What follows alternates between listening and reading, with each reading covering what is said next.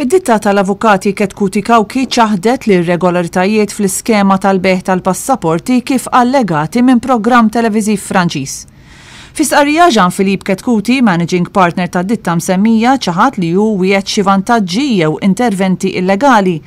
Qal ukoll li ħadd mill-klijenti tad-ditta li kellu l-applikazzjoni għal passaport Malti miċħuda ma rnexxielu jdawwar din id-deċiżjoni.